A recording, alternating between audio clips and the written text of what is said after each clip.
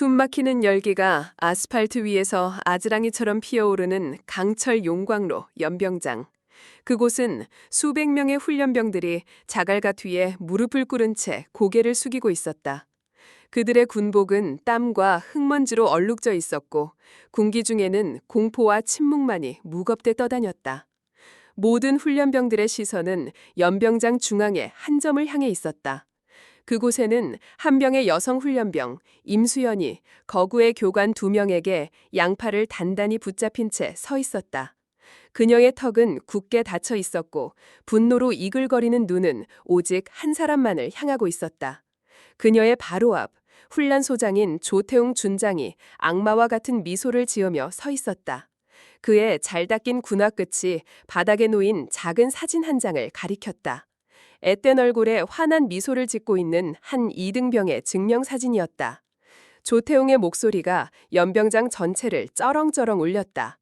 이게 네 쓰레기 같은 동생놈 맞나? 그의 목소리에는 경멸과 조롱이 가득했다. 임수연은 대답하지 않았다. 그저 이를 악물 뿐이었다. 그녀의 침묵에 조태웅의 얼굴이 더욱 잔인하게 일그러졌다. 그는 한 걸음 더 다가와 그녀의 귓가에 뱀처럼 속삭였다. 침을 뱉어라. 군 생활에 적응 못하고 스스로 목숨을 끊은 그 나약한 동생놈의 얼굴에 침을 뱉으란 말이다. 네 충성심을 증명해봐. 고함 소리가 그녀의 고막을 찢을 듯이 파고들었다. 교관들이 그녀의 팔을 더욱 거세게 비틀었다. 고통에 찬 신음 대신 임수연의 입술 사이로 으르렁거리는 소리가 새어나왔다. 그녀는 필사적으로 저항했지만 2명의 장정을 당해낼 수는 없었다. 그 순간 그녀의 눈에서 뜨거운 눈물 한 방울이 뺨을 타고 흘러내렸다. 그것은 슬픔의 눈물이 아니었다. 지옥의 불길보다 더 뜨거운 증오와 복수를 맹세하는 피눈물이었다. 하지만 조태웅과 그의 수하들은 알지 못했다. 지금 그들 앞에서 모욕당하고 있는 이 여인의 눈빛이 평범한 훈련병의 것이 아니라는 것을. 그 눈은 수많은 적들의 목숨을 앗아가고 어둠 속에서 국가의 운명을 결정짓던 암살자 유령의 눈빛이었다. 그리고 바로 그 순간 그녀의 머릿속에서는 이 거대한 범죄의 왕국을 향한 사형 선고가 조용히 내려지고 있었다. 심판의 날이 시작된 것이다. 한 달 전, 대한민국 국방의 가장 깊고 어두운 심장부, 국군정보사령부 DISC 지하 벙커. 이곳은 빛 한 점, 소리 한 톨도 외부로 새어나가지 않는 완벽한 진공의 공간이었다.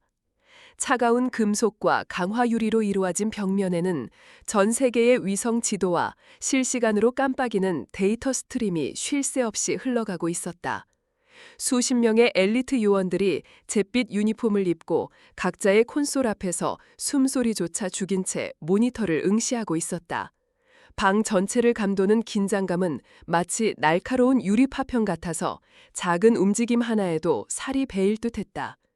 이 모든 것을 지배하는 것은 중앙지휘석에 앉은 한 여인이었다. 국군 창설 이래 최연소 여성 장군, 유령이라는 코드네임으로 더 유명한 임수연 소장이었다.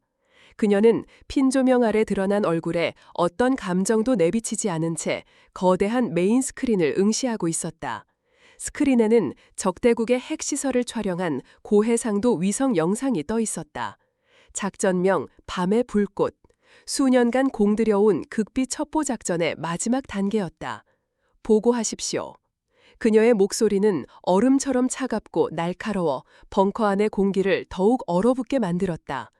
타격 목표까지 3분 남았습니다. 현장 침투조 독수리가 최종 좌표 송신을 준비 중입니다.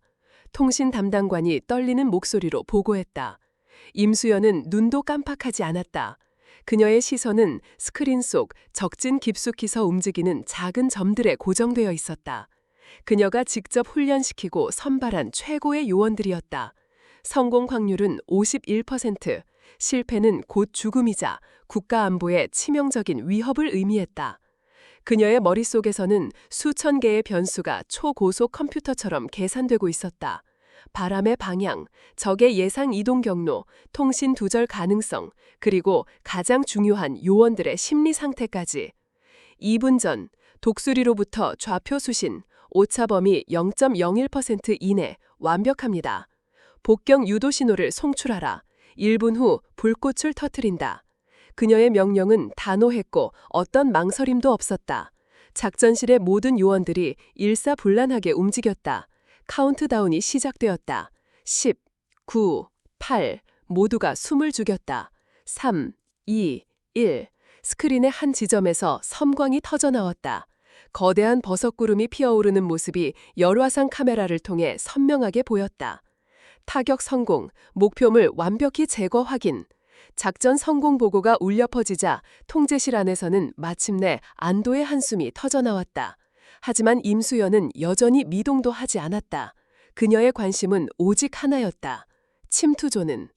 독수리 3위 탈출 과정에서 적의 총탄의 피격, 현재 생사불명입니다. 순간 작전실의 공기가 다시 얼어붙었다. 한 젊은 요원이 안타까운 표정으로 그녀를 바라보았다. 소장님, 구조팀을 보내야 하지 않겠습니까? 임수연의 눈빛이 차갑게 빛났다. 작전 계획에 따르면 나고자는 스스로의 힘으로 생환하거나 흔적을 남기지 않고 소멸한다. 우리는 계획대로 철수한다. 이상. 그녀의 결정은 비정할 정도로 냉철했다. 그것이 바로 유령의 방식이었다. 감정은 사치이며 오직 임무의 성공만이 유일한 가치였다. 그녀가 자리에서 일어서려던 순간 작전실 문이 열리고 헌병대 장교 한 명이 굳은 얼굴로 들어섰다. 그는 다른 요원들을 의식하며 잠시 망설이다가 임수연에게 다가와 경례를 붙였다. 소장님, 드릴 말씀이 있습니다. 그의 손에는 봉인된 서류 봉투 하나가 들려 있었다. 임수연은 알 수 없는 불길함을 느끼며 그를 자신의 개인 집무실로 이끌었다. 집무실은 그녀의 성격을 그대로 보여주듯 최소한의 가구 외에는 어떤 장식도 없이 간결하고 차가웠다. 헌병 장교는 긴장된 얼굴로 서류를 내밀었다. 육군본부에서 온 공식 통지입니다. 임수연은 말없이 서류를 받아들었다. 봉투를 뜯는 그녀의 손끝이 미세하게 떨리고 있었다. 그녀는 종이를 꺼내어 읽기 시작했다. 딱딱한 활자로 인쇄된 몇 줄의 문장. 하지만 그 내용은 그녀의 심장을 산산조각 내기에 충분했다. 사망 통지서, 소속 X신병교육대, 계급 2등병, 성명 임진우, 사망 일시, 사망 구분, 군 복무 부적응에 의한 자살 추정. 제 아들 민준이는 제 기대대로 아주 번듯하고 훌륭한 청년으로 자라주었습니다. 명문대를 졸업하고 해외 유학까지 마친 아들은 누가 봐도 흠잡을 데 없는 인재였습니다. 저는 최 실장을 통해 아들을 제 회사의 작은 자회사에 평범한 신입사원으로 입사시켰습니다. 물론 민준이는 그 회사가 제 소유라는 사실을 꿈에도 몰랐습니다. 그는 자신의 실력으로 당당히 취직했다고 믿었고 저는 그런 아들이 대견하여 뒤에서 조용히 눈물을 훔쳤습니다. 저는 아들이 사회생활을 시작하자 그동안 제가 아들의 이름으로 차곡차곡 모아두었던 돈으로 해운대가 한눈에 내려다 보이는 최고급 아파트를 사주었습니다. 그리고 최신형 외제차도 한 대 뽑아주었지요. 민준아, 이건 네가 그동안 고생한 것에 대한 보상이다. 이제부터는 기죽지 말고 당당하게 어깨 펴고 살아라. 저는 이 모든 것이 제가 익명의 후원자에게 부탁하여 마련한 것이라고 둘러댔습니다. 아들은 눈물을 글썽이며 제게 몇 번이고 고맙다고 말했습니다. 저는 그런 아들의 모습을 보며 제 평생의 고생이 모두 보상받는 듯한 기분이었습니다. 그렇게 모든 것이 완벽해 보였던 어느 날 아들은 제게 결혼하고 싶은 여자가 생겼다며 한 여자를 데려왔습니다. 그 아이가 바로 박지연이었습니다. 처음 본 순간 저는 숨이 멎는 듯 했습니다. 하얀 가운을 입은 그녀는 마치 하늘에서 내려온 천사처럼 아름다웠습니다. 단정하게 묶은 머리, 지적인 눈빛, 그리고 의사라는 고귀한 직업까지. 저는 감히 제 아들에게는 과분한 짝이라고 생각했습니다. 어머니, 인사드려요. 제 여자친구 지연이에요. 아들은 세상을 다 가진 듯 행복한 표정으로 그녀를 제게 소개했습니다. 지연이는 제게 다가와 상냥하게 허리를 숙여 인사했습니다. 어머님, 말씀 많이 들었어요. 민준 씨를 이렇게 훌륭하게 키워주셔서 정말 감사합니다. 그녀의 목소리는 꾀꼬리처럼 고왔고 그녀의 미소는 봄 햇살처럼 따뜻했습니다. 하지만 저는 그 완벽한 미소 뒤에 숨겨진 아주 미세한 균열을 보았습니다. 그녀가 저를 쳐다보는 그 눈빛 속에는 따뜻함이 아니라 마치 실험실의 표본을 관찰하는 듯한 차갑고 날카로운 분석의 빛이 서려 있었습니다. 그리고 그녀가 제 손을 잡았을 때 그녀의 손끝에서 전해져 오는 그 냉기는 마치 칼날처럼 제 피부를 파고들었습니다. 그 불길한 예감은 며칠 뒤 상견례 자리에서 현실이 되었습니다.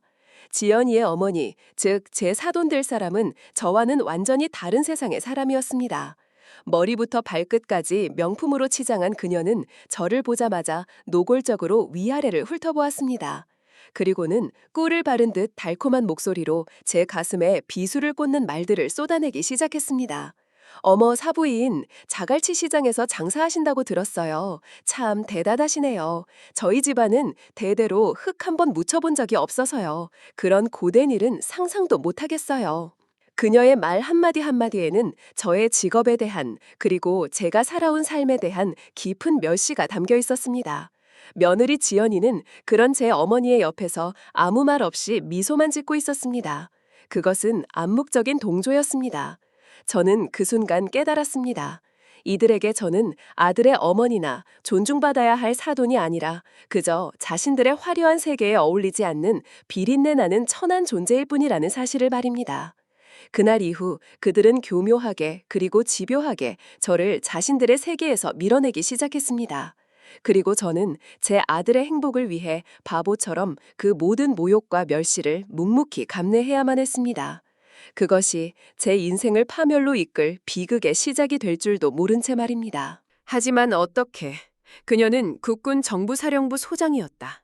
그녀가 공식적으로 이 사건에 개입하는 순간 모든 증거는 사라지고 관련자들은 꼬리를 자를 것이다.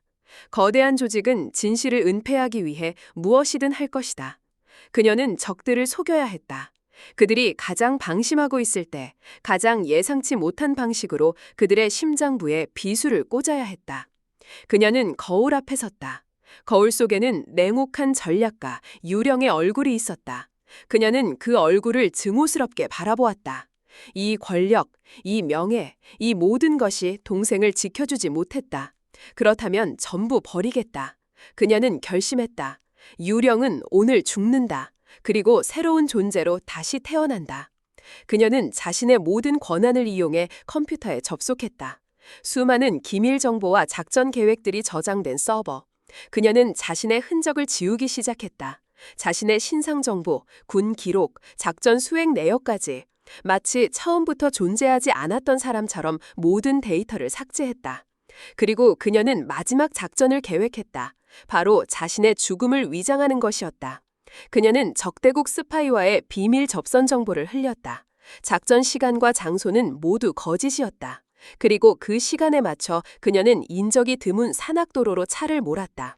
미리 준비해둔 신원 미상의 시신을 운전석에 앉히고 자신의 인식표를 시신의 목에 걸었다. 그리고 차에 불을 붙였다. 멀리서 차가 폭발하며 검은 연기를 내뿜는 것을 지켜보며 그녀는 마지막 미련을 태워버렸다. 다음 날 대한민국은 충격에 빠졌다. 국군 정보사령부의 전설적인 지휘관 임수연 소장이 적의 스파이와 접선하던 중 차량 폭발 사고로 사망했다는 뉴스가 대서특필되었다. 국가는 영웅을 잃었다며 애도했고 성대한 장례식이 치러졌다. 하지만 그 시각 임수연은 한 허름한 이발소에서 긴 머리를 짧게 자르고 있었다. 거울에 비친 자신의 모습은 낯설었다. 화장기 없는 얼굴, 짧은 머리, 그리고 평범한 옷차림. 그녀는 더 이상 장군이 아니었다. 그녀는 새로운 신분증을 손에 쥐었다. 이름 임수연, 나이 28세, 직업 무직, 가족관계 없음.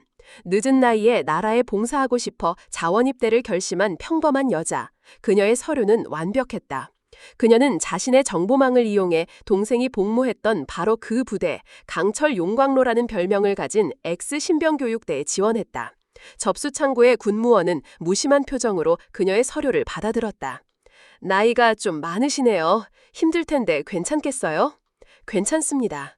그녀의 목소리는 차분했지만 그 안에는 강철 같은 의지가 담겨 있었다. 며칠 후 그녀는 입병 통지서를 받았다. 목적지는 바로 지옥의 문턱 X신병교육대였다. 그녀는 동생의 사진을 품에 안고 훈련소로 향하는 기차에 몸을 실었다. 창밖으로 스쳐 지나가는 풍경을 보며 그녀는 조용히 맹세했다. 진우야, 조금만 기다려. 누나가 갈게.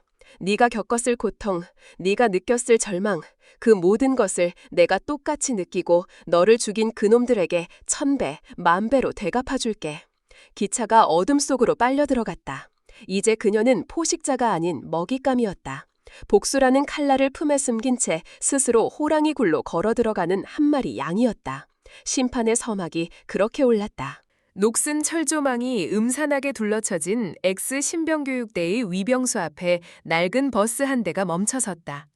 뽀얀 먼지를 일으키며 문이 열리자 어색한 짧은 머리에 불안한 표정을 한 청년들이 하나둘씩 내렸다. 임수연도 그들 사이에 섞여 처음으로 자신의 무덤이 될지도 모를 땅을 밟았다. 공기부터 달랐다. 희망이나 애국심 대신 억압과 부패의 냄새가 짙게 배어 있었다.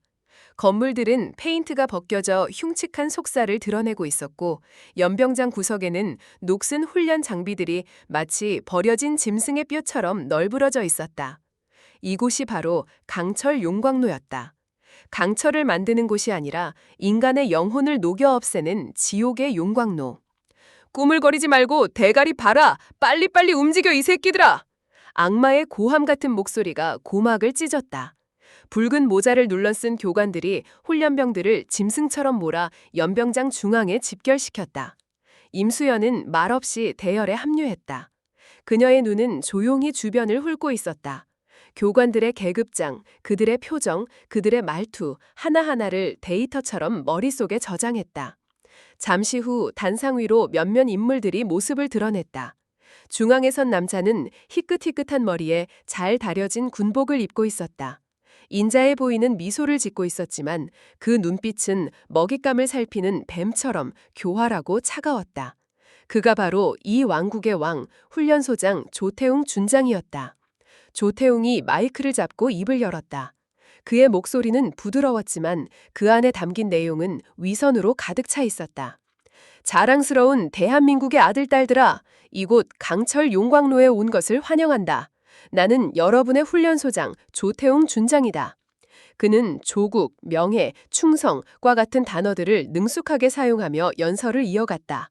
하지만 그가 강조하는 것은 따로 있었다. 이곳은 나약한 자들을 위한 곳이 아니다. 우리는 오직 강철만을 원한다.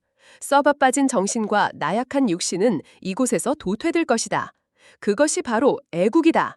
그의 연설이 끝나자 옆에 서 있던 거구의 장교가 한 걸음 앞으로 나섰다. 얼굴에 깊게 팬 흉터와 잔인한 미소. 그는 훈련소의 참모장이자 조태웅의 오른팔 문성호 대령이었다. 그의 눈빛은 살아있는 모든 것에 대한 증오로 가득 차 보였다. 문성호는 훈련병들을 마치 벌레 보듯 훑어보더니 아무 이유 없이 대열 가장 앞줄아 서 있던 한 훈련병을 발로 걷어찼다. 억 하는 비명과 함께 훈련병이 쓰러졌지만 아무도 그를 부축하지 못했다. 공포가 모두를 지배하고 있었다. 문성호는 쓰러진 훈련병의 머리채를 잡고 일으켜 세우며 소리쳤다. 똑바로 들어라 애송이들아. 지금부터 이곳의 법은 나 문성호다. 너희는 인간이 아니다. 그저 명령에 따라 움직이는 부품일 뿐이다. 알겠나? 알겠습니다. 필사적인 대답이 연병장을 울렸다. 임소연은 굳은 표정으로 그 모든 광경을 지켜보았다. 왕과 그의 충성한 집행인, 그리고 그들 아래에서 명령을 수행하는 수많은 하수인들, 진우의 편지에 등장했던 악마들의 실체를 확인하는 순간이었다. 입소식이 끝나자마자 지옥이 시작되었다. 보급품 지급, 하지만 그들이 받은 것은 군복이라고 부르기도 민망한 누더기였다.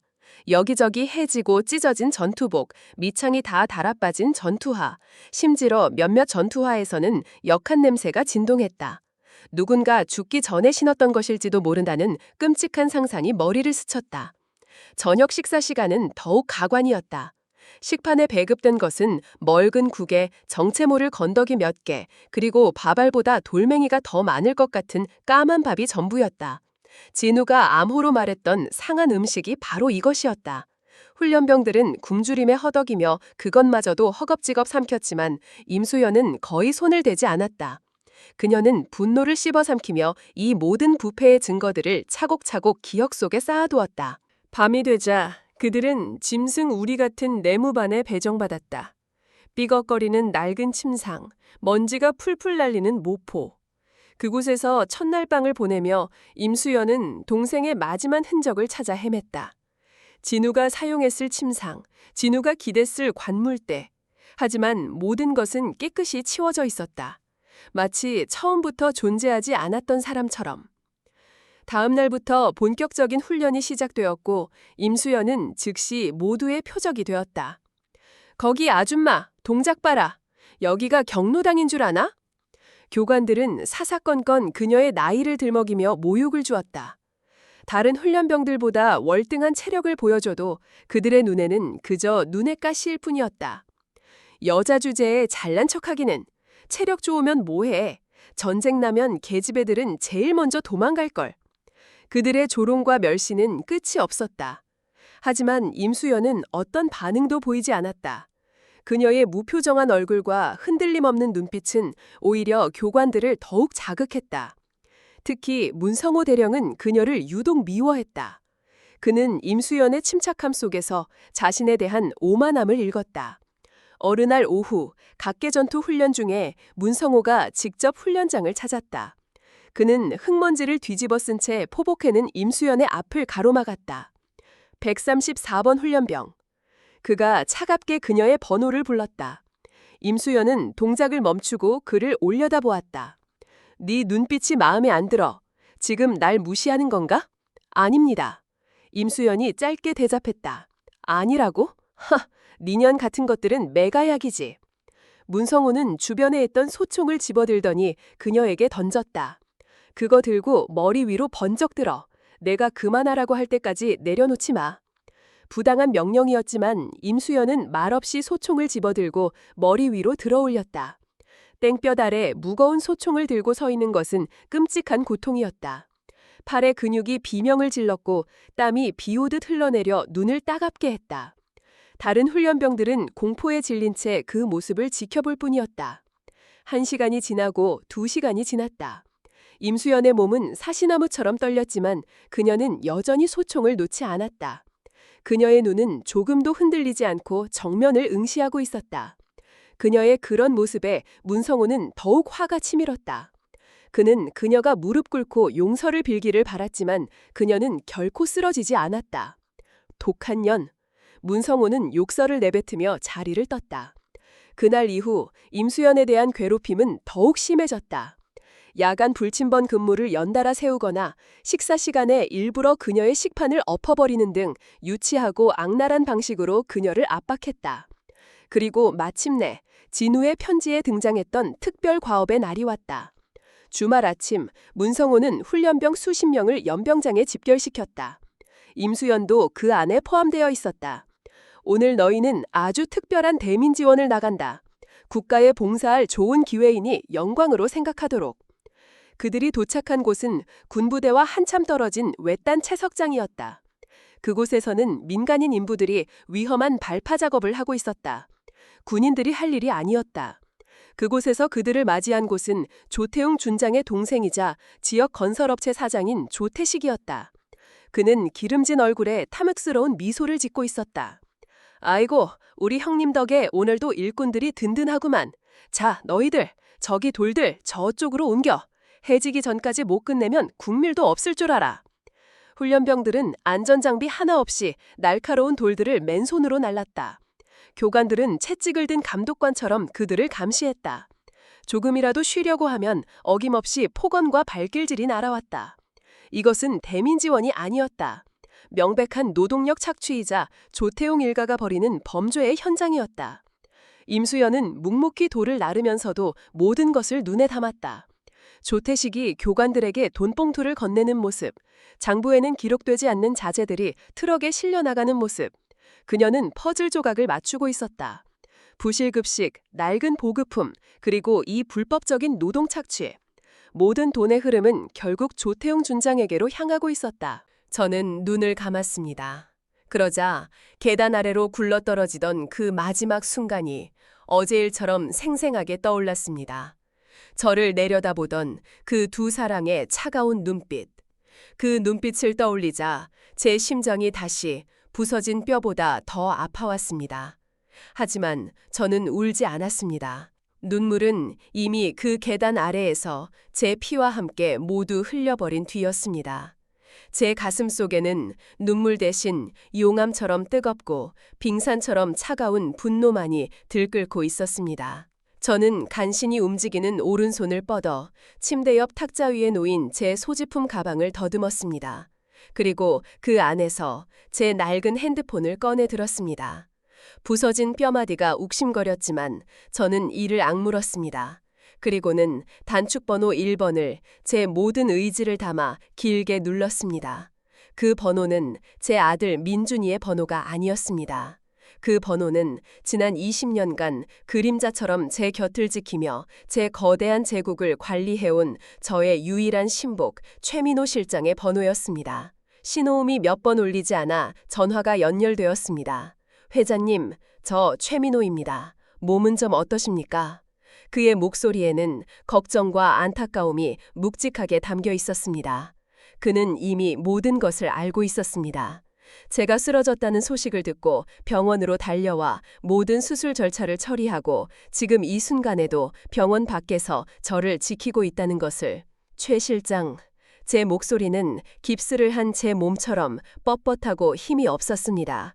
하지만 그 안에는 이전에는 없었던 강철 같은 차가움이 서려 있었습니다. 회장님, 말씀만 하십시오. 제가 모든 것을 처리하겠습니다. 최 실장은 제가 무슨 말을 할지 이미 짐작하고 있는 듯 했습니다. 그래, 준비해. 제 입에서 한마디 한마디 얼음 조각 같은 단어들이 튀어나왔습니다. 우리가 가진 모든 것을 동원해. 언론사, 방송국, 내가 가진 모든 인맥을 총동원해서 오늘 저녁 7시 파라다이스 호텔 웨딩홀에서 벌어질 그 화려한 쇼를 지옥으로 만들어버릴 거야. 제 말에 최 실장은 잠시, 아주 잠시 침묵했습니다. 그리고는 이전보다 더욱 단호하고 비장한 목소리로 대답했습니다. 알겠습니다, 회장님. 회장님의 뜻대로 모든 것을 준비하겠습니다. 그들이 감히 누구를 건드렸는지 뼈저리게 후회하게 만들어주겠습니다. 전화를 끊은 저는 창밖의 하늘을 쳐다보았습니다. 눈부시게 푸른 하늘이 오늘따라 핏빛으로 보이는 것은 왜일까요? 저는 눈을 감고 제 복수의 무대를 머릿속으로 그리기 시작했습니다. 제 아들과 며느리는 지금쯤 수많은 하객들의 축복 속에서 영원한 사랑을 맹세하고 있겠지요. 그들은 자신들의 발밑이 지금 서서히 무너져 내리고 있다는 사실을 꿈에도 모른 채 세상에서 가장 행복한 미소를 짓고 있을 겁니다. 하지만 괜찮습니다. 높이 올라간 자만이 더 아프게 떨어지는 법이니까요. 저는 그들에게서 모든 것을 빼앗을 겁니다. 그들이 그토록 자랑스러워했던 돈, 명예, 그리고 사회적 지위까지. 제가 주었던 모든 것을 남김없이 제 더미까지 긁어모아 회수해 올 겁니다. 그리고 그들을 제가 기어나왔던 그 시공창보다 더 깊고 어두운 절망의 나락으로 밀어 넣어버릴 겁니다. 이것은 단순한 복수가 아니었습니다. 이것은 짓밟힌 한 어미의 존엄성을 되찾기 위한 신성한 전쟁이었습니다. 그리고 그 전쟁에서 저는 반드시 승리해야만 했습니다. 제 부서진 몸뚱어리가, 제 찢겨진 심장이 그렇게 저에게 소리치고 있었습니다. 그들의 결혼식은 이제 곧 그들의 장례식이 될 것이었습니다. 그리고 저는 그 장례식의 가장 무서운 주례사가 될 것이었습니다. 엑스월 엑셀. 오늘 저녁으로 나온 닭고기는 시큼한 냄새가 났다. 몇몇 동기들은 배탈이 나서 밤새 화장실을 들락거렸다. 하지만 의무실에서는 단순한 식중독이라는 말만 반복했다. 식자재를 납품하는 대성식품 트럭을 봤다. 간부들이 트럭 기사와 웃으며 봉투를 주고받는 것을 목격했다. 저 봉투 안에는 무엇이 들어있을까? 엑스월 엑셀, 주말 특별 과업. 우리는 또다시 조태홍 소장의 봉생이 운영하는 채석장으로 끌려갔다. 하루 종일 죽도록 돌을 날랐다. 교관 하나가 실수로 돌에 발을 찧은 동기의 뺨을 때리며 꾀병 부리지 말라고 소리쳤다. 이곳에서 우리는 군인이 아니라 노예다. 우리의 땀으로 누군가의 주머니가 채워지고 있다. 일기는 그녀가 예상했던 것보다 훨씬 더 참혹했다. 부실 급식과 노동 착취는 일상이었다. 하지만 다음 페이지에서 그녀는 숨을 멈췄다. 엑스월 엑셀, 박민석, 내 맞은편 침상을 쓰던 동기다. 그는 불의를 참지 못하는 녀석이었다. 식당에서 밥이 왜 이러냐고 항의했다가 문성호 대령에게 끌려가 죽도록 맞았다. 그날 이후 민석이는 계속 표적이 되었다. 그리고 어제 민석이가 사라졌다. 간부들은 그가 야반도주했다고 했다. 하지만 이상하다. 민석이는 홀어머니를 끔찍히 생각하는 놈이었다. 그런 놈이 타령을? 모두가 쉬쉬하지만 나는 믿을 수 없다. 마치 증발해버린 것 같다. X월 X일, 또 한 명이 사라졌다. 이번에는 고아였던 아이다. 반항적이라는 이유로 자주 구타를 당했다. 이번에도 전출이라는 통보만 있었다. 사라진 아이들의 공통점. 그들은 모두 우리처럼 반항했거나 혹은 가족이 없어서 뒤를 봐줄 사람이 없는 아이들이었다. 무서운 생각이 든다. 이곳은 사람을 처리하는 곳이 아닐까? 일기장의 마지막 장, 진우의 글씨는 공포로 심하게 떨리고 있었다. 그들의 비밀을 알아버린 것 같다. 우연히 간부들의 대화를 엿들었다. 물건, 배송, 신선도 같은 단어들을 이야기하고 있었다. 사라진 동기들에 대한 이야기였다. 그들은 인간이 아니다. 나도 위험하다. 그들이 나를 의심하기 시작했다. 누나, 만약 내가 잘못되면 오래된 등대를 기억해줘. 거기서 기록은 끊겨 있었다. 임수연은 떨리는 손으로 일기장을 덮었다. 온몸의 피가 차갑게 식는 것 같았다. 이것은 단순한 부패나 살인사건이 아니었다. 그녀의 동생은 상상조차 할 수 없는 끔찍한 진실의 꼬리를 밟았던 것이다. 그녀가 진실에 다가갈수록 적들의 압박 또한 거세졌다. 그녀의 존재는 이 지옥의 시스템에 균열을 내는 이질적인 존재였다. 그녀는 너무 강했고 너무 영리했으며 무엇보다도 굴복하지 않았다. 사격 훈련 시간, 다른 훈련병들이 엉망인 사격 실력을 보일 때 임수연은 모든 발을 관역 중앙에 명중시켰다. 훈련을 감독하던 교관의 눈이 가늘어졌다. 134번 훈련병, 너 사격 처음 해보는 거 맞아? 네, 그렇습니다. 그녀의 완벽함은 칭찬이 아닌 의심을 낳았다. 그날 오후 문성우 대령이 직접 그녀를 호출했다. 네 신상 기록을 봤다. 나이도 많고 별다른 이력도 없는 평범한 여자더군. 그런데 네 능력은 평범하지 않아. 정체가 뭐지? 문성우의 눈빛이 그녀를 꿰뚫을 듯이 노려봤다. 과찬이십니다. 그저 시키는 대로 열심히 할 뿐입니다. 임수연은 조금도 흔들리지 않고 대답했다. 그녀의 이런 태도는 문성우를 더욱 격분하게 만들었다. 다음 날 화생방 훈련이 실시되었다. 훈련병들이 비명을 지르며 뛰쳐나오는 가스실. 교관은 임수연의 방독면을 점검하는 척하며 정화통에 미세한 흠집을 냈다. 가스실에 들어서는 순간 그녀는 숨이 막히는 것을 느꼈다. 희뿌연 CS 가스가 방독면 틈새로 스며들어와 폐를 태우고 눈과 코를 마비시켰다. 하지만 그녀는 비명을 지르거나 뛰쳐나가지 않았다. 정신력으로 고통을 억누르며 정해진 시간을 버텨냈다. 문 밖으로 나왔을 때 그녀의 얼굴은 눈물과 콧물로 범벅이 되어 있지만 그녀의 눈빛만은 조금도 꺾이지 않았다. 영상 속의 저는 한치의 망설임도 없이 칼을 들어 생선의 배를 갈랐습니다. 슥 하는 소리와 함께 선홍빛 속살과 내장이 터져 나왔습니다. 저는 무표정한 얼굴로 내장을 긁어내고 단단한 뼈를 부수고 살을 발라냈습니다. 제 손과 앞치마는 금세 생선의 피와 비늘로 흥건하게 젖어들었습니다. 주변은 자갈치 시장의 새벽 풍경 그대로였습니다. 어부들의 외침, 술에 끄는 소리, 그리고 공기 중에 가득한 지독한 비린내까지. 그 영상을 보는 하객들은 혐오와 경악이 뒤섞인 표정으로 입을 가리기 시작했습니다. 저게 누구야? 신랑 어머니 아니야? 세상에, 저런 일을 하시는 분이었어. 어쩐지. 그들의 수근거림이 제 귀에는 들리지 않았지만 저는 충분히 짐작할 수 있었습니다. 제 며느리 지연이는 스크린 속 제 모습을 보며 얼굴을 노골적으로 찡그렸습니다. 그녀는 마치 더러운 벌레라도 본 듯한 표정이었습니다. 그리고 제 아들 민준이는 차마 고개를 들지 못하고 두 손으로 얼굴을 감싸주었습니다. 자신의 치부가 만천하에 드러나는 순간이었으니까요. 영상 속에서 다시 제 목소리가 흘러나왔습니다. 병상에 누워 최 실장이 대신 녹음한 차갑고 단단한 제 목소리였습니다. 너희가 알던 나는 이런 사람이었다. 너희가 그토록 창피해하고 경멸했던 비린내 나는 생선장수. 그래, 틀리지 않았다. 내 인생의 대부분은 바로 이 도마 위에서 이 칼 한 자루와 함께였다. 제 목소리가 끝나자 화면은 암전되었습니다. 그리고 잠시 후 전혀 다른 풍경이 스크린 위에 펼쳐졌습니다. 소음 하나 없는 고요하고 세련된 공간, 길고 반짝이는 마호가니 테이블, 그리고 그 테이블을 둘러싼 말끔한 정장 차림의 남자들. 그곳은 대한민국 수산업계를 주름잡는 거대 기업 해왕수산의 회장실이었습니다. 그리고 그 테이블의 가장 상석, 회장의 자리에는 바로 제가 앉아 있었습니다. 영상 속의 저는 시장의 촌스러운 안악이 아니었습니다. 머리는 단정하게 쪽을 졌고 얼굴에는 옅은 화장을 했으며 몸에는 한치의 오차도 없는 최고급 맞춤 정장을 입고 있었습니다.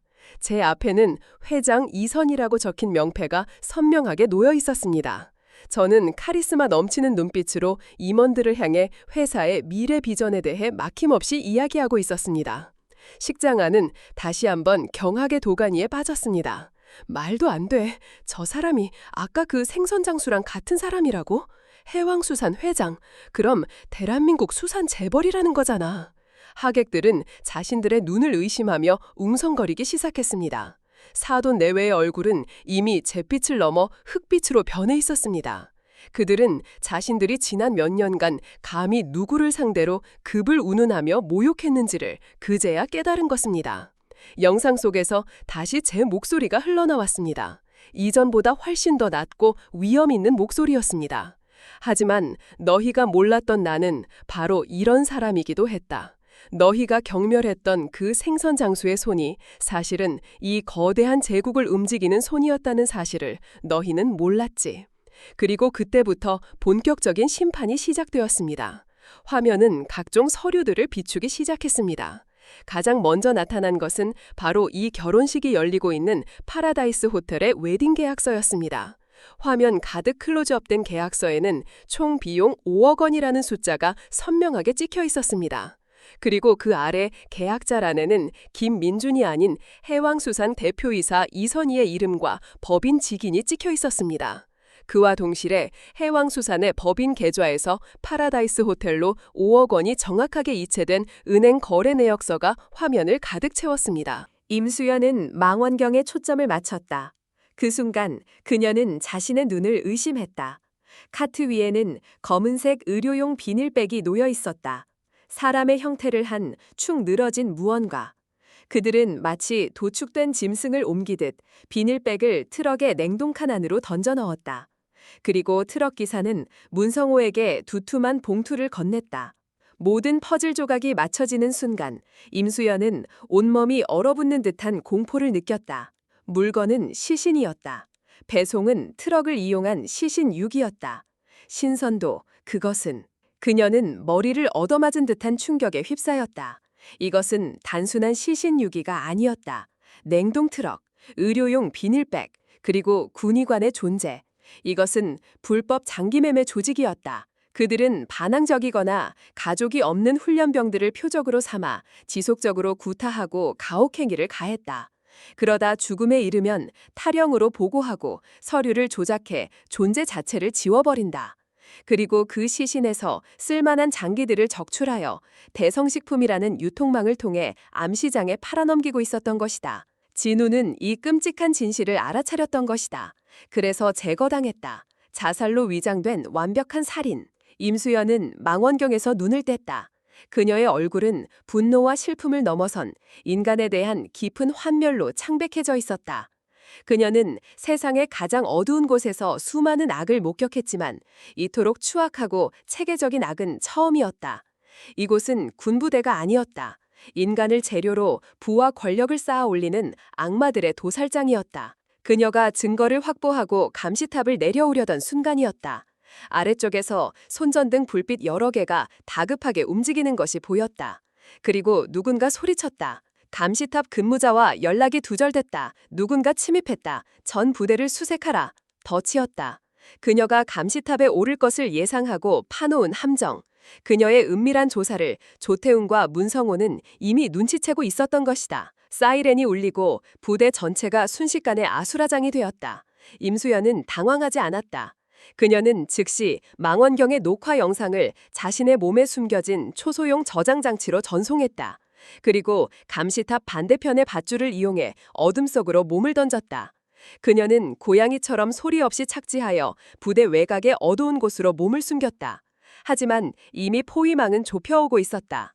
교관들이 군견까지 동원해 그녀의 뒤를 쫓고 있었다. 거기서 134번 훈련병, 니년인 줄 다 알고 있다. 문성우의 목소리가 어둠을 뚫고 들려왔다. 임수연은 필사적으로 달렸다.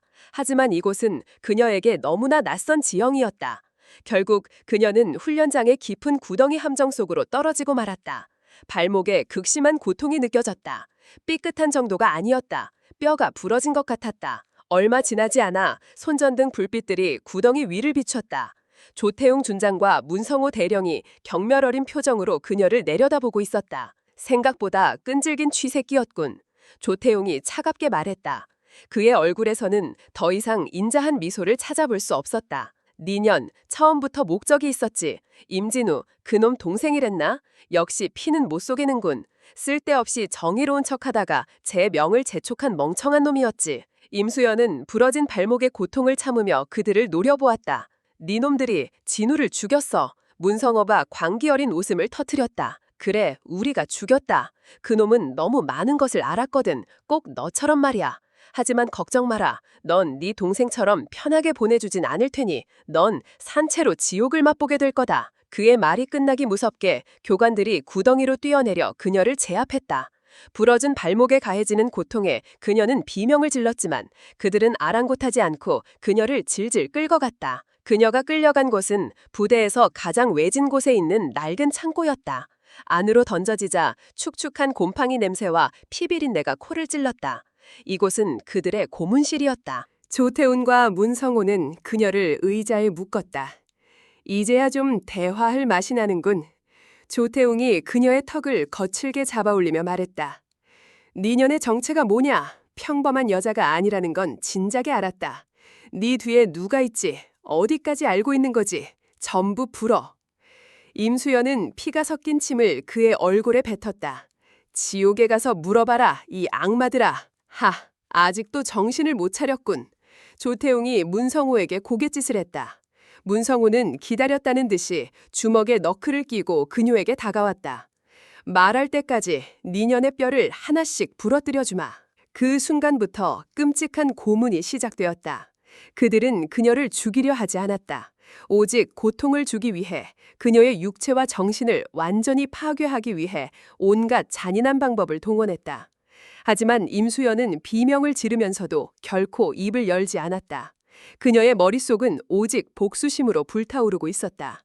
이 고통, 이 굴욕 전부 몇 배로 되돌려 주리라. 그녀는 고통 속에서 의식이 흐려질 때마다 동생 진우의 얼굴을 떠올렸다. 진우도 이런 고통 속에서 죽어갔을 것이다. 얼마나 시간이 흘렸을까? 임수연은 만신창이가 되어 있었다. 하지만 그녀의 눈빛은 여전히 살아있었다.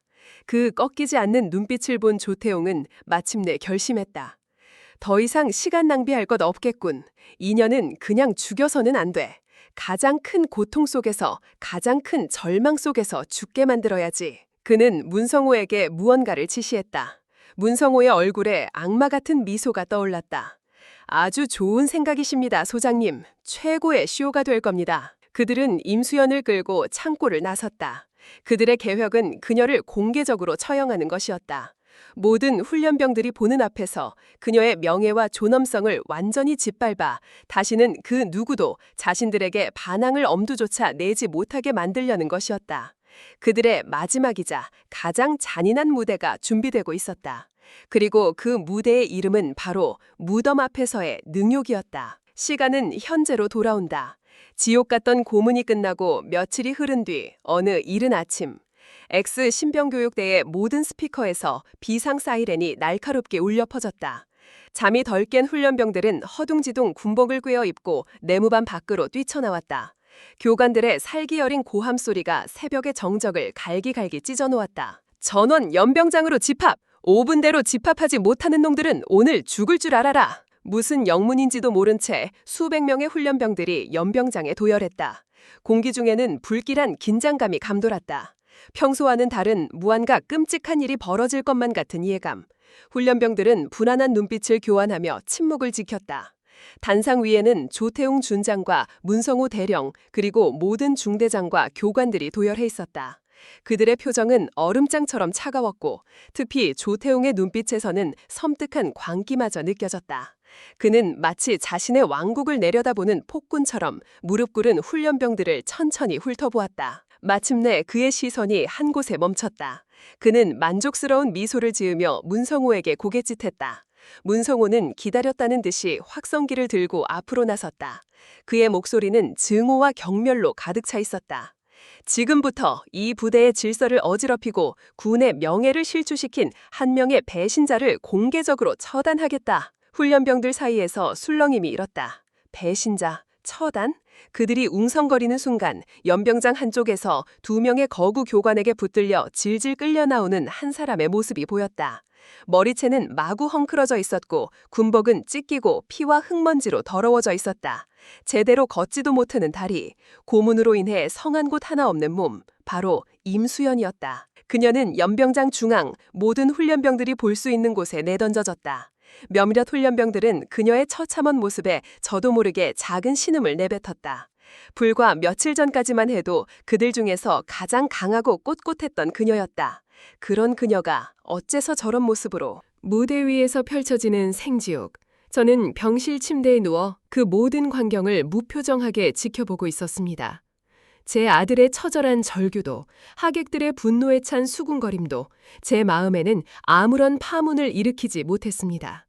제 복수는 아직 끝나지 않았으니까요. 제가 준비한 진짜 지옥은 이제부터 시작이었습니다. 저는 리모컨을 들어 마지막 영상의 재생 버튼을 가만히 눌렀습니다. 바닥에 엎드려 울부짖던 민준이도, 넋이 나간 앉아있던 지연이도, 그리고 테이블 아래 숨어있던 사돈 내외도 다시 스크린이 밝아지는 것을 보고 고개를 들었습니다. 그들의 눈에는 이제 더 이상 무슨 일이 벌어져도 이상하지 않다는 공포와 체념이 뒤섞여 있었습니다. 화면에는 낯익은 얼굴 하나가 나타났습니다. 바로 제 사돈이자 지연이의 아버지였습니다.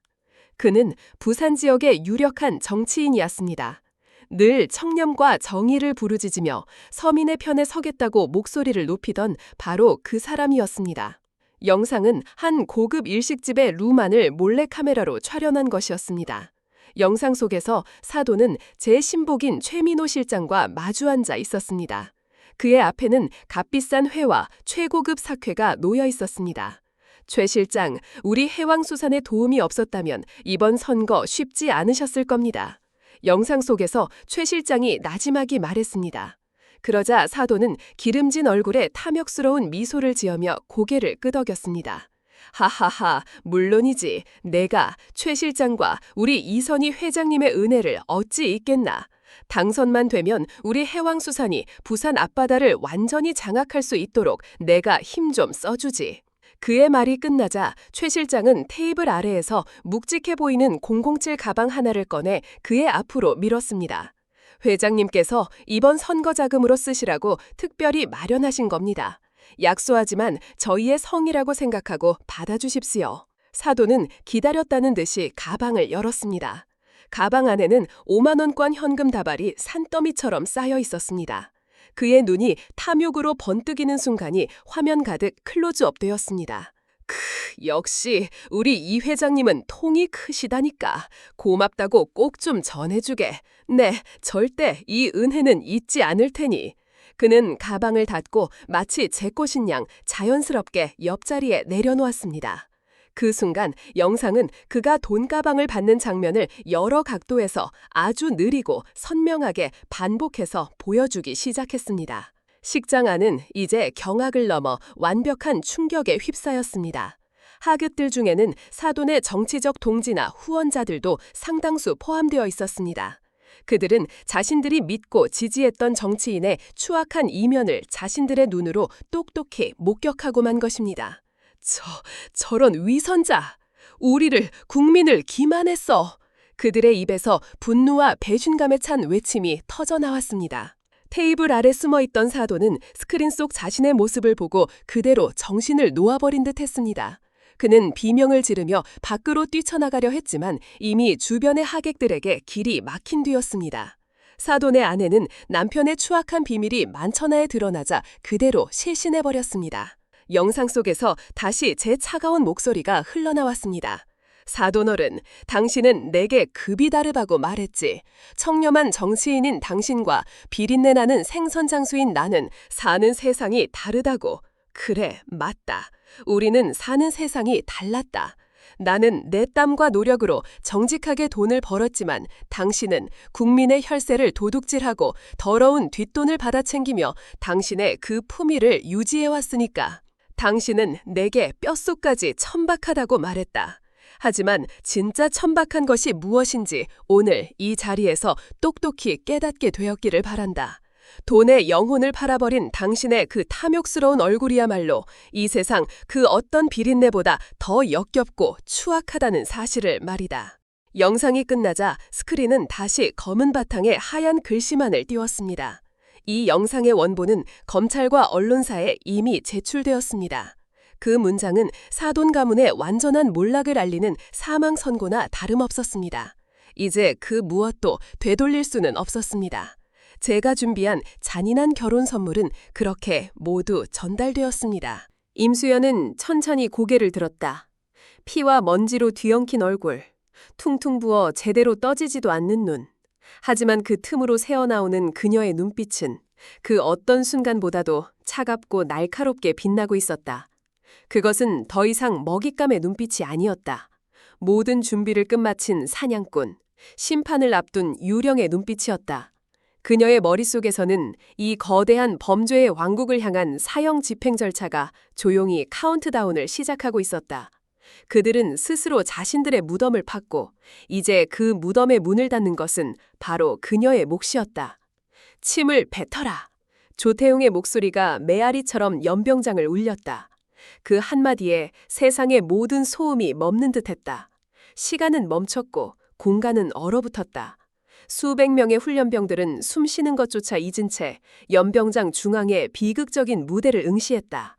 무대의 주인공은 만신창이가 된 채 무릎 꿇고 있는 임수연이었고 그녀의 발치 앞에는 그녀가 세상에서 가장 사랑했던 동생 임진우의 사진이 놓여 있었다. 사진 속 진우는 너무나도 환하게 웃고 있었다. 이제 막 군인이 되었다는 자부심과 미래에 대한 희망으로 가득 찬 앳되고 순수한 얼굴. 그 얼굴 위로 아침 햇살이 잔인할 정도로 눈부시게 쏟아져 내렸다. 임수연은 바닥에 놓인 동생의 사진을 내려다보았다. 고문으로 인해 흐려졌던 시야가 그 순간만큼은 기적처럼 선명해졌다. 그녀의 눈에 진우의 마지막 모습이 어른거렸다. 입대 전날 어색하게 짧아진 머리를 긁적이며 누나, 나 없다고 울지 마. 금방 돌아올게. 라며 장난스럽게 웃던 얼굴. 그 얼굴 위로 차갑게 식어버린 시신 안치실에서의 마지막 만남이 겹쳐졌다. 그녀는 동생의 얼굴을 보지 못했다. 군에서는 자살한 시신의 상태가 끔찍하다는 이유로 관뚜껑을 열어주지 않았었다. 지금 그녀의 눈앞에 있는 이 작은 사진 한 장이 그녀가 기억하는 동생의 마지막 살아있는 모습이었다. 그런데 저 악마는 그 얼굴 위에 침을 뱉으라고 명령하고 있었다. 이것은 단순한 모욕이 아니었다. 한 인간의 존엄성과 그가 지켜온 모든 기억, 그리고 남은 자의 영혼까지 파괴하려는 가장 잔인하고 악독한 의식이었다. 안 들리나? 134번. 네 놈의 썩어빠진 충성심을 증명해보라고 했다. 문성호 대령이 그녀의 등 뒤에서 고함을 질렀다. 임수연은 움직이지 않았다. 그녀는 대답하지 않았다. 그녀는 마치 거대한 바위처럼 그 자리에 뿌리 내린 듯 미동도 하지 않았다. 그녀의 침묵은 그 어떤 저항보다도 더 강력한 거부의 메시지였다. 그녀의 그런 태도에 조태웅의 얼굴이 분노로 흉측하게 일그러졌다.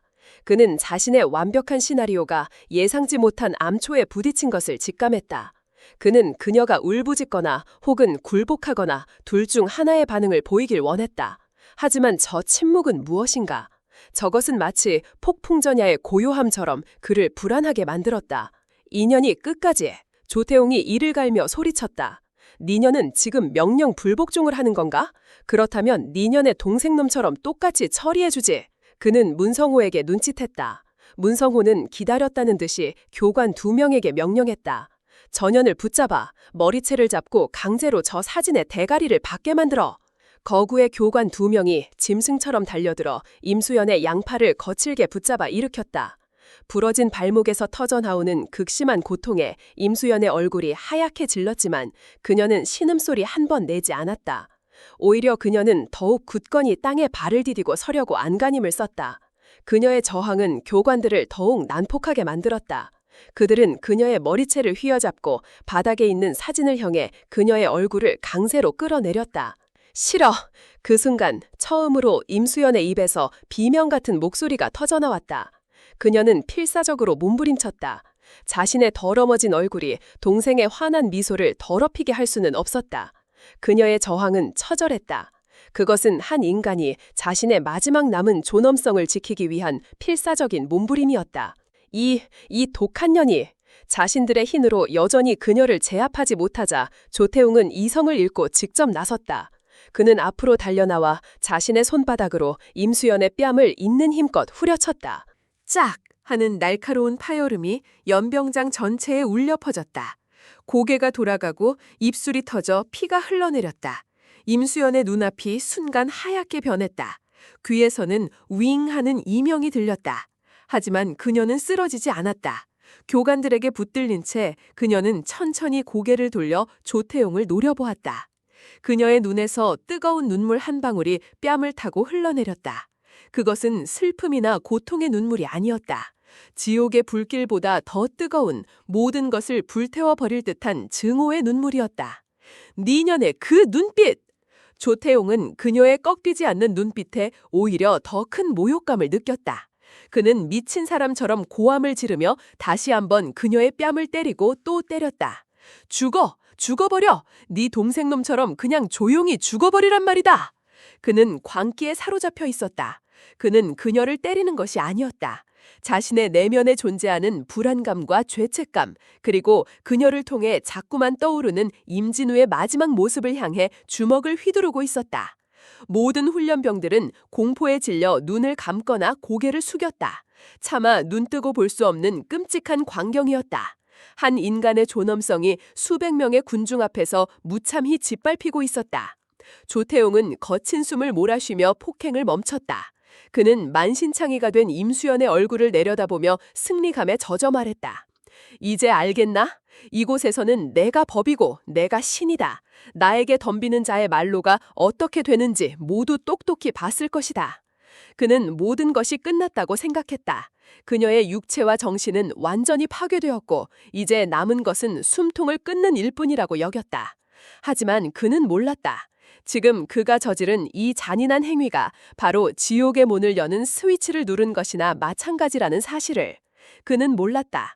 지금 그의 눈앞에서 피를 흘리며 쓰러져가는 이 여인이 평범한 훈련병이 아니라는 사실을. 그 눈은 단순한 증오를 넘어 이미 모든 계산을 끝마치고 심판의 순간을 기다리는 암살자, 유령의 눈빛이라는 것을. 그리고 바로 그 순간 임수연의 머릿속에서는 이 거대한 범조의 왕국을 향한 사형 선고가 최종적으로 집행되고 있었다. 이 모든 모욕과 고통은 이제 곧 그들이 치러야 할 죗값의 아주 작은 일부에 불과했다. 심판의 시간이 마침내 도래한 것이다. 폭력이 휩쓸고 간 연병장에는 잠시 동안 정적만이 흘렀다. 조태용은 거친 숨을 몰아쉬며 자신의 승리를 만끽했다. 그의 발취 아래에는 피투성이가 된 임수연이 쓰러져 있었다.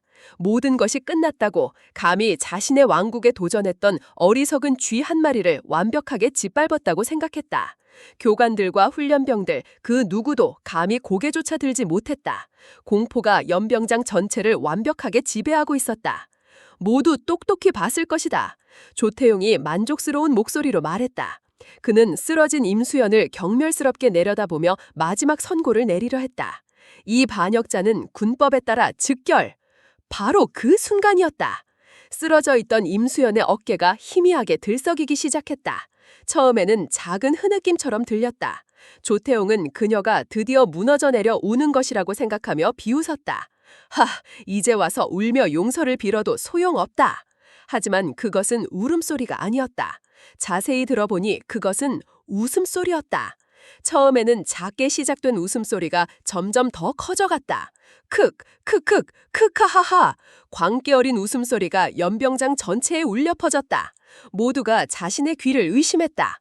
방금 전까지 죽어가던 여자가 피를 흘리며 웃고 있었다. 그 웃음소리는 너무나도 섬뜩하고 귀괴해서 듣는 이의 등골을 오싹하게 만들었다. 임수연은 교관들의 부축도 없이 스스로의 힘으로 천천히, 아주 천천히 몸을 일으켰다.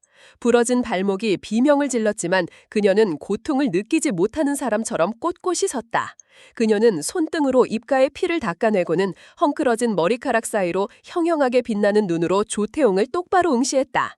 그녀의 입가에는 소름 끼치는 미소가 걸려 있었다. 준장 조태용! 그녀의 목소리는 쇳소리가 섞여 있었지만 그 안에는 절대적인 확신과 서늘한 권위가 담겨 있었다. 당신은 방금 돌이킬 수 없는 실수를 저질렀다.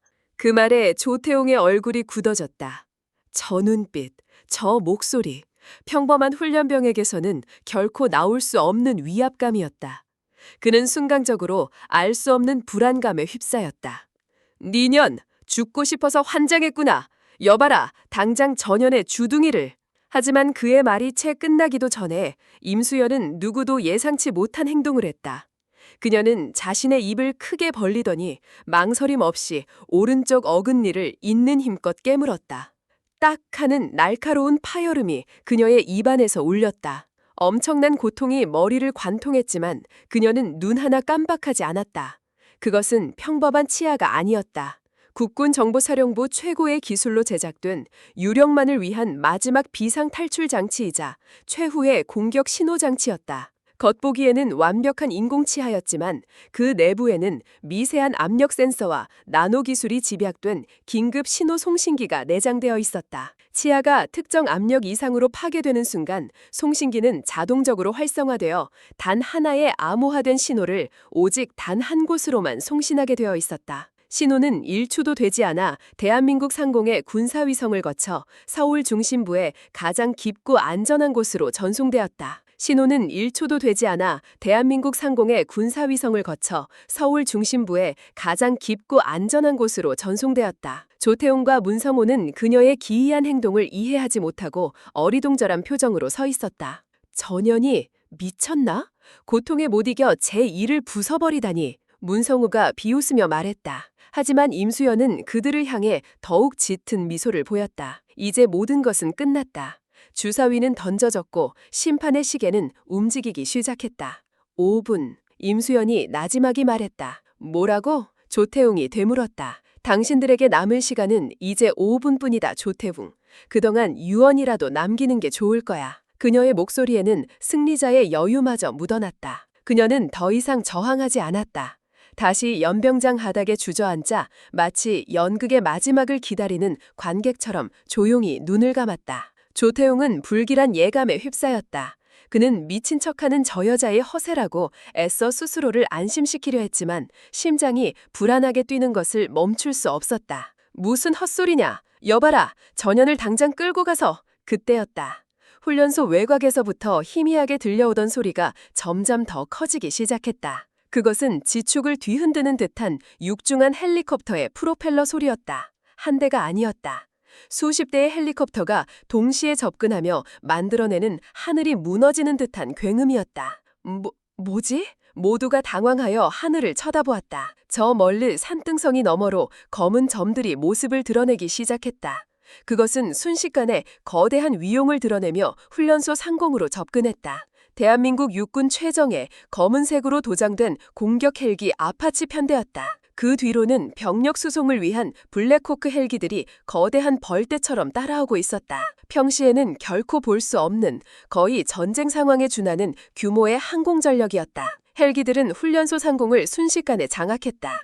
강력한 하강풍이 연병장의 모래바람을 일으켰고 훈련병들은 혼비백산하여 엎드렸다. 조태웅과 문성호는 믿을 수 없다는 표정으로 하늘을 올려다보았다. 이게 무슨 일이야? 어느 부대 소속인데 감히 허가도 없이. 조태웅이 고함을 쳤지만 그의 목소리는 헬기의 굉음에 묻혀버렸다. 그 순간 블랙호크 헬기 여러 대에서 검은 밧줄들이 연병장을 향해 폭포수처럼 쏟아져 내렸다. 그리고 검은색 특수 전투복과 복면으로 무장한 대원들이 느숙하게 레페를 이용해 지상으로 강화하기 시작했다. 그들의 팔에 부착된 부대 마크, 그것은 대통령 직속 대테러 부대이자 대한민국 최강의 특수부대로 불리는 707 특수임무단의 상징이었다. 단 몇 분 만에 수십 명의 특임단 대원들이 연병장 외곽을 완벽하게 포위했다. 그들은 조금의 망설임도 없이 실탄이 장전된 소총을 교관들과 헌병들에게 겨누었다. 움직이는 놈은 즉시 사살한다. 모두 무릎 꿇고 손을 머리 위로 올려. 확성기를 통해 울려 퍼지는 특임단 팀장의 목소리는 얼음처럼 차가웠다. 조태웅의 왕국은 순식간에 외부의 압도적인 무력 앞에 무너져 내렸다. 교관들은 겁에 질려 총을 버리고 바닥에 엎드렸다. 문성우는 사색이 된 얼굴로 조태웅을 바라보았다.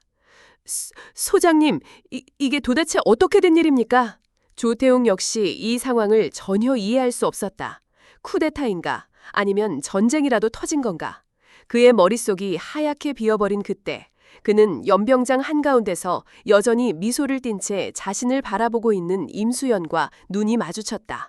순간 그의 머릿속에 섬광처럼 한 가지 생각이 스쳐 지나갔다. 설마 저 여자 때문에? 말도 안 돼. 저 여자가 대체 누구이기에? 그때 편대의 중앙에 있던 지휘용 헬기가 천천히 연병장 중앙에 착륙했다. 문이 열리고 트랩이 내려왔다. 그리고 그곳에서 별 4개가 빛나는 육군 참모총장의 군복을 입은 대장이 위험 있는 모습으로 걸어 나왔다. 대한민국 육군의 최선임자였다. 그의 뒤로는 국방부 직할 조사본부의 본부장과 법무실장 등 군 사법기관의 최고위 장성들이 굳은 얼굴로 뒤따랐다. 육군 참모총장은 착륙 지점에 모래바람이 잦아들자마자 주변은 돌아보지도 않고 오직 한 사람을 향해 망설임 없이 걸어갔다. 그는 피투성이가 된 채 앉아있는 임수연의 앞에 멈춰서서 허리를 숙였다.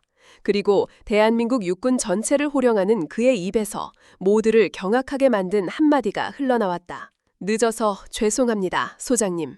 그는 자신의 깨끗한 전투복이 더러워지는 것을 아랑곳하지 않고 직접 임수연의 어깨를 부축하며 그녀를 일으켜 세웠다. 소장님. 그 한마디에 연병장에 있던 모든 이들의 사고가 정지되었다. 조태웅과 문성우는 마치 유령이라도 본 듯한 표정으로 그 광경을 멍하니 바라보았다. 저 여자가 소장이라고? 모든 상황을 이해한 임수연, 아니 유령 임수연 소장은 참모총장의 부축을 받으며 일어섰다. 그리고는 차가운 눈으로 완전히 넋이 나간 조태웅을 향해 마지막 선고를 내렸다. 준장 조태웅, 지금 이 시간부로 당신을 내란죄, 반역죄, 그리고 살인 및 비인도적 범죄 혐의로 긴급 체포한다. 심판의 막이 마침내 올랐다. 임수연이 자신의 어금니를 깨물었던 바로 그 시각, X신병교육대에서 수백 킬로미터 떨어진 서울의 심장부, 대한민국 청와대 지하 벙커 국가위기관리센터 상황실. 이곳은 국가안보에 관련된 모든 정보가 24시간 실시간으로 모이는 곳이자 전쟁과 재난 상황에서 국가의 컨트롤 타워 역할을 하는 최고 사령부였다. 수십 개의 대형 스크린에는 한반도의 군사 상황, 주요 동맹국들의 동향, 그리고 전 세계의 이상 징후들이 쉴 새 없이 표시되고 있었다. 평소와 다름없이 긴장감 속에서 각자의 임무를 수행하던 요원들 사이로 갑자기 날카로운 경보음 하나가 울려 퍼졌다. 상황실 내의 모든 모니터 중 가장 안쪽에 위치한 오직 한 사람만을 위해 존재하는 작은 단말기의 화면이 붉게 전멸하기 시작했다.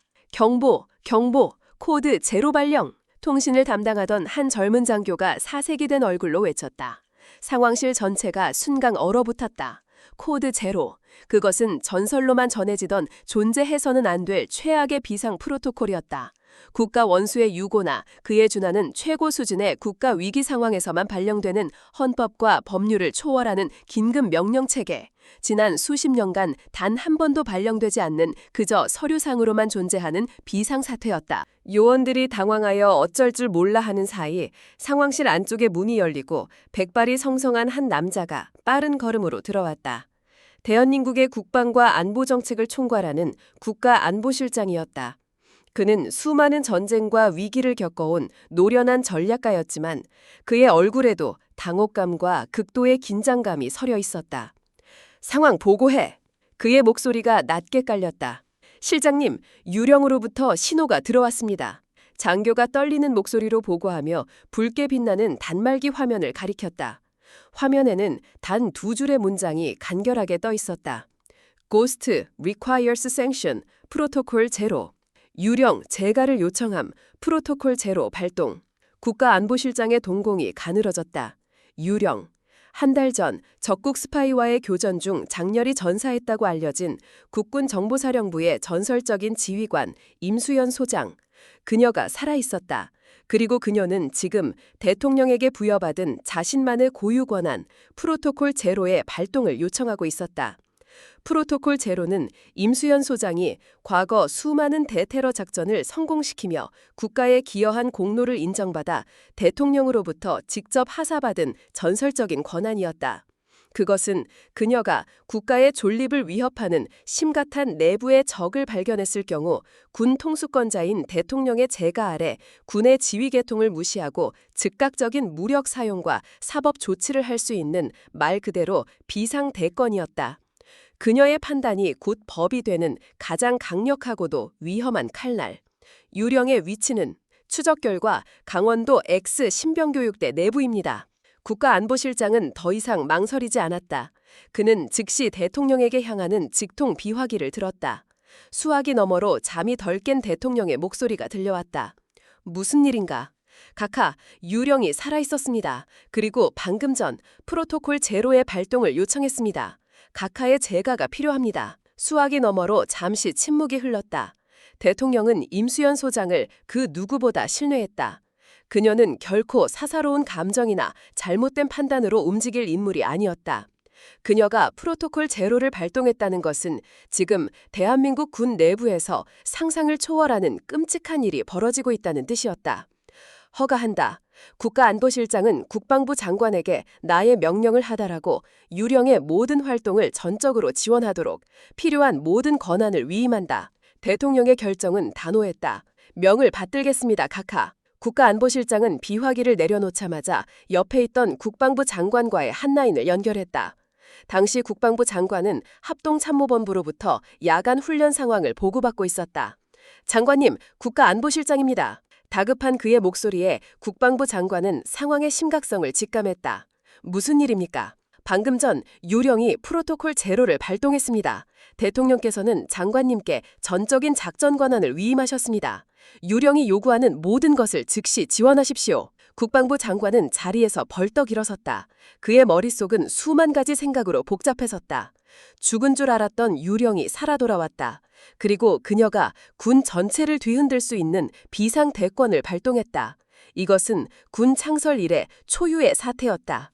알겠습니다. 유령의 요구 조건은 무엇입니까? 707 특힘단 즉시 출동, 육군 참모총장과 국방부 조사본부장 현장 동행, 해당 부대 X 신병교육대에 대한 모든 지휘권을 유령에게 일임할 것을 요청했습니다. 국방부 장관은 조금도 망설이지 않았다. 즉시 조치하겠소. 그의 명령이 떨어지자마자 대한민국 국방 시스템 전체가 일사불란하게 움직이기 시작했다. 서울 상공의 비행금지 구역이 일시적으로 해제되었다. 성남 비행장에 대기 중이던 707 특힘단 대원들에게 비상 출동 명령이 떨어졌다. 육군 본부에 있던 참모총장은 대기하고 있던 헬기에 급히 몸을 실었다. 모든 것은 단 몇 분 만에 이루어졌다. 그 시각 X 신병교육대 연병장에서 조태훈과 그의 수하들은 자신들의 운명이 결정되었다는 사실을 까맣게 모른 채 임수연을 졸음하며 자신들의 승리를 자축하고 있었다. 5분이라. 하하, 전현이 드디어 실성했군. 고문이 너무 심했나? 문성호가 임수연을 발로 툭툭 치며 비웃었다. 조태웅 역시 코웃음을 쳤다. 그는 자신의 왕국이 얼마나 견고한지 잘 알고 있었다. 자신의 뒤에는 국회의원부터 지옥 유지까지 거대한 인맥과 자금줄이 거미줄처럼 얽혀 있었다. 일개 훈련병 하나가, 그것도 만신창이가 된 여자가 뭘 할 수 있단 말인가. 시간 낭비하지 마라. 조태웅이 교관들에게 명령했다. 전현의 입에 재갈을 물리고 끌고 가. 너무 쉽게 죽이면 재미없지. 아주 천천히, 고통스럽게. 바로 그때 저 멀리서부터 하늘을 찢는 굉음이 들려오기 시작했다. 그들의 비웃음과 조롱은 하늘을 뒤덮으며 나타난 검은 헬기 편대 앞에서 순식간에 공포와 경악으로 바뀌었다. 압도적인 무력의 등장은 그 어떤 변명이나 저항도 무의미하게 만들었다. 707 특임단 대원들이 연병장을 포위하고 대한민국 육군참모총장이 헬기에서 내리는 순간 조태웅의 뇌는 비로소 이 모든 상황을 퍼즐처럼 맞추기 시작했다. 저 여자의 기이한 행동, 어금니를 깨물던 모습, 그리고 5분이라는 알 수 없는 말. 그 모든 것이 바로 이 순간을 위한 신호였던 것이다. 그는 자신이 건드린 것이 평범한 쥐가 아니라 잠들어 있던 용의 영린이었다는 사실을 너무 늦게 깨달았다. 육군 참모총장이 임수연에게 소장님이라고 경례를 붙이는 순간 조태웅의 세계는 완전히 무너져 내렸다. 그의 얼굴에서 핏기가 사라지고 다리가 풀려 그 자리에 주저앉을 뻔했다. 소장. 그는 그제야 기억해냈다. 한 달 전 군 내부 통신망을 통해 전해졌던 한 장성의 부고. 적국과의 교전 중 사망했다는 정보사 소속의 최연소 여성 장군. 그녀의 이름은 임수연이었다. 말도 안 돼. 그의 입에서 절망적인 신음이 새어나왔다. 유령이 직접 자신의 왕국을 심판하기 위해 죽음에서부터 돌아온 것이다. 그리고 그는 그 유령을 상대로 가장 끔찍하고 어리석은 짓을 저질러 버렸다. 청와대의 분노가 대한민국 국군 전체의 힘이 바로 자신을 향해 겨누어지고 있었다. 도망칠 곳도 용서를 구할 곳도 없었다. 심판은 이미 시작되었다. 육군 참모총장의 입에서 나온 소장님이라는 한마디, 그 말은 연병장 전체를 지배하던 공포의 마법을 깨트리는 주문과도 같았다. 조태웅과 문성호를 포함한 모든 간부들은 마치 벼락이라도 맞은 듯 그 자리에 얼어붙었다. 그들의 뇌는 눈앞의 현실을 받아들이기를 거부하고 있었다. 피투성이가 된 채 쓰러져 가던 자신들이 벌레처럼 짓밟았던 저 여자가 장군이라고? 그것도 전설로만 듣던 정보사의 유령이라고? 조태웅의 머릿속이 하얗게 비었다. 한 달 전 사망했다고 보고된 임수연 소장, 그리고 자신의 부대에서 자살했다고 처리한 임진호 이병. 모든 조각이 맞춰지는 순간 그는 자신의 발밑이 무너져 내리는 듯한 아찔한 현기증을 느꼈다. 그는 호랑이의 굴에 들어온 토끼를 잡은 것이 아니었다. 스스로 용의 아가리 속으로 걸어 들어간 것이었다. 육군 참모총장은 더 이상 그들에게 눈길 한 번 주지 않았다. 그의 모든 신경은 오직 임수연 소장에게만 향해 있었다. 의무병 당장 소장님을 모셔라. 최고의 군의관을 대기시켜. 의무병들이 들 것을 들고 황급히 달려왔지만 임수연은 손을 들어 그들을 막았다. 그녀는 참모총장의 부축을 받으며 힘겹게 몸을 일으켰다. 부러진 발목의 고통이 온몸을 찔렀지만 그녀의 눈빛은 그 어느 때보다도 강렬하게 타오르고 있었다. 아직 끝난 게 아닙니다, 총장님. 그녀의 목소리는 갈라져 있었지만 그 안에는 강철 같은 의지가 담겨 있었다. 그녀는 손가락으로 완전히 넋이 나간 조태웅과 문성호를 차례로 가리켰다. 그리고 그녀는 다른 교관들과 간부들을 향해 고개를 돌렸다. 그리고 저기 있는 놈들은 악마의 손발이 되어 범죄에 가담한 공범들입니다. 단 한 놈도 놓쳐서는 안 됩니다. 그녀의 말이 떨어지자마자 참모총장은 뒤를 돌아보며 얼음처럼 차가운 목소리로 명령했다. 들었나? 국방부 조사본부는 즉시 저들을 전원 체포하라. 조금이라도 저항하는 자는 현장에서 사살해도 좋다. 명령이 떨어지기 무섭게 707 특임단 재원들과 조사본부 요원들이 일제히 움직였다. 그들의 움직임은 잘 짜인 기계처럼 신속하고 무자비했다. 꼼짝 마! 움직이련 쏜다. 요원들이 조태웅을 향해 총구를 겨누며 달려들었다.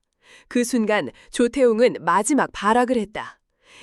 이건 와! 내가 누군지 알아? 나는 대한민국 육군 준장이야! 너희들이 감히! 하지만 그의 외침은 공허한 메아리에 불과했다. 요원 한 명이 그의 복부를 개머리판으로 강타했다. 억 하는 비명과 함께 조태웅은 바닥에 고꾸라졌다. 그의 화려했던 군복은 흙먼지 속에서 비참하게 뒹굴었다. 한때 이 왕국의 왕이었던 그는 이제 수갑이 채워진 초라한 범죄자로 전락했다. 한편 문성우는 짐승 같은 본능으로 저항했다. 그는 눈이 뒤집힌 채 자신에게 다가오는 요원에게 주먹을 휘둘렀다. 하지만 그의 주먹은 허공을 갈랐을 뿐이다. 특임단 대원은 그의 팔을 꺾어 순식간에 제압하고 무릎으로 그의 등을 찍어 눌렀다. 바닥에 얼굴이 처박힌 채 그는 야수처럼 울부짖었다. 그동안 훈련병들에게 가했던 폭력과 고통이 이제 고스란히 그 자신에게로 돌아오고 있었다. 연병장은 순식간에 아비규환의 현장으로 변했다.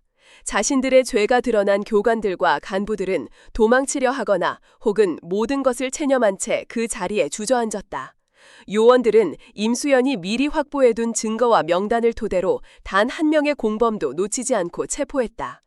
수백 명의 훈련병들은 이 모든 광경을 만연자실한 표정으로 지켜보고 있었다.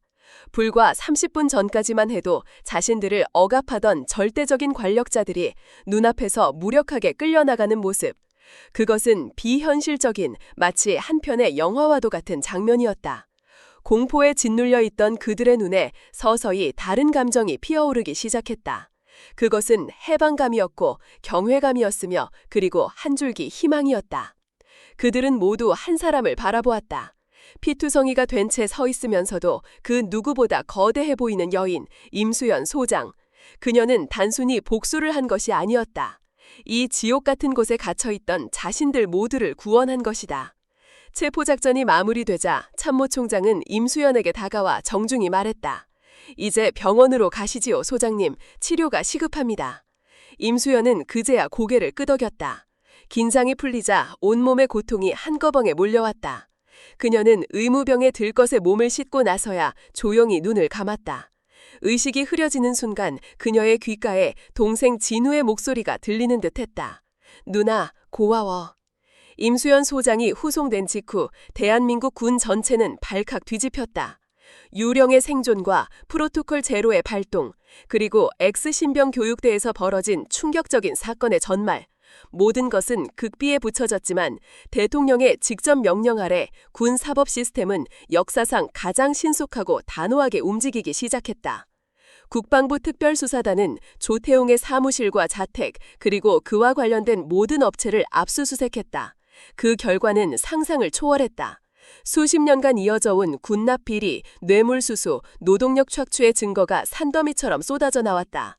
그리고 마침내 가장 끔찍한 증거가 발견되었다. 대성식품의 냉동창고와 부대 인근의 야산에서 탈영 혹은 전출로 처리되었던 훈련병들의 시신 수십 구가 발견된 것이다. 시신들은 대부분 장기가 적출된 끔찍한 상태였다. 임진우 이병의 일기장과 임수연 소장이 목숨을 걸고 확보한 녹화 영상은 이 모든 범죄를 증명하는 결정적인 증거가 되었다. 한 달 후 군사고등법원에서 비공개 재판이 열렸다.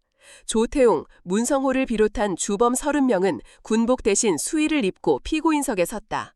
그들의 죄목은 단순한 살인이나 부패가 아니었다. 국가의 근간을 뒤흔든 반역죄 그리고 인간으로서 저지를 수 있는 최악의 범죄인 비인도적 범죄였다. 재판은 신속하게 진행되었다. 증거는 차고 넘쳤고 그들의 죄는 변명의 여지가 없었다. 마침내 재판장이 자리에서 일어나 판결문을 읽어내려갔다. 피고인 조태웅, 문성호 외 28인에게 대한민국 군형법에 의거하여 반역죄 및 집단살해, 비인도적 범죄 혐의를 적용, 법정 최고형인 사형을 선고한다. 사형.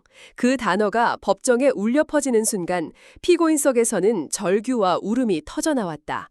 하지만 방청석에 앉아있던 희생자들의 유가족들은 조용히 눈물을 흘리며 너무나도 늦어버린 정의의 실현을 지켜볼 뿐이었다.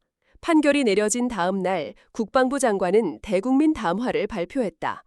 그는 X신병교육대에서 벌어진 참혹한 사건에 대해 국민 앞에 머리 숙여 사죄했다. 그리고 즉각적인 후속 조치를 약속했다.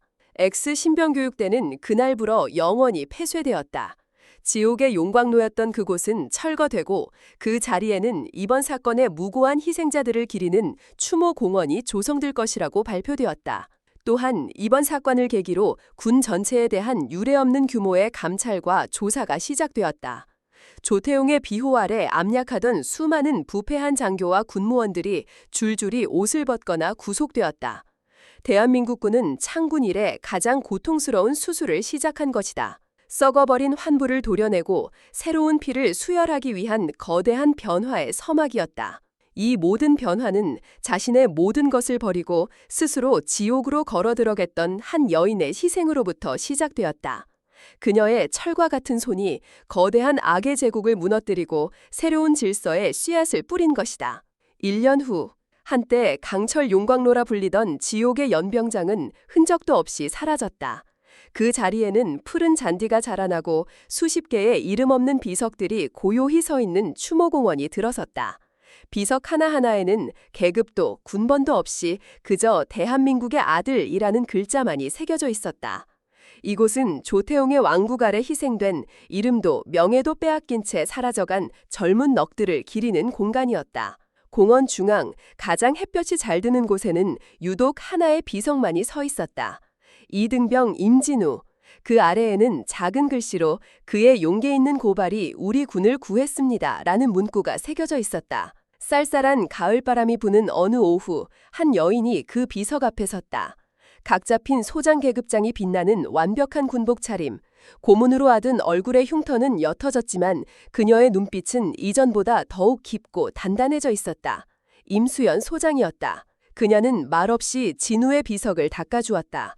그리고는 하얀 국화꽃 한 송이를 비석 앞에 조심스럽게 내려놓았다. 그녀의 곁에는 육군 참모총장이 된 과거의 동료와 국방부 장관이 된 상관이 함께 서 있었다. 그들은 아무 말 없이 그녀의 뒤에서 조용히 경의를 표했다. 지난 1년간 임수연은 병상에 누워있을 틈도 없이 군 개혁의 최전선에 섰다. 그녀는 특별감찰단장을 맡아 군 전체에 퍼져 있던 조태용의 잔당들과 부패의 뿌리를 모조리 뽑아냈다. 그녀의 이름 앞에는 철의 여인, 군대의 심판자라는 별명이 붙었다. 어떤 타협도 어떤 자비도 없었기에 수많은 적을 만들었지만 그녀는 멈추지 않았다. 그것이 동생과 이름 없이 죽어간 훈련병들을 향한 그녀만의 추모 밤식이었기 때문이다. 그녀는 진우의 비석을 어루만지며 나지막이 속삭였다. 진우야, 이제 다 끝났어. 너와 네 친구들이 편히 쉴 수 있는 세상이 조금은 가까워졌을 거야. 보고 싶다, 내 동생. 그 순간 그녀의 얼굴에 처음으로 희미한 미소가 떠올랐다. 그것은 복수를 마친 자의 허무한 미소가 아니었다. 자신의 소명을 다한 자의 평온하고도 따뜻한 미소였다. 그녀는 더 이상 복수에 사로잡힌 유령이 아니었다. 동생의 죽음을 딛고 일어나 더 나은 조국을 만들어가는 진정한 군인 임수연으로 다시 태어난 것이다. 그녀는 하늘을 올려다보았다. 맑고 푸른 가을 하늘이 그녀를 내려다보고 있었다. 마치 그곳에서 진우가 환하게 웃고 있는 것만 같았다. 한 여인이 있었습니다. 그녀는 괴물을 사냥하기 위해 스스로 괴물이 되기를 선택했습니다. 국가라는 이름 뒤에 숨어 가장 약한 자들을 제물로 삼았던 악마들의 제국. 그녀는 자신의 모든 것을 버리고 그 지옥의 심장부로 걸어 들어가 마침내 심판의 불을 밝혔습니다. 우리는 질문해야 합니다. 거대한 시스템이 썩어 문드러져 정의가 눈을 감을 때 우리에게는 무엇이 남습니까? 한 개인의 고독한 희생과 투쟁은 과연 세상을 바꿀 수 있을까요? 어쩌면 진정한 어둠은 악의 존재 자체가 아니라 그것을 보고도 침묵하는 우리 모두의 마음속에 있는 것일지도 모릅니다. 이 이야기에 대한 여러분의 생각을 지금 댓글로 공유해 주십시오.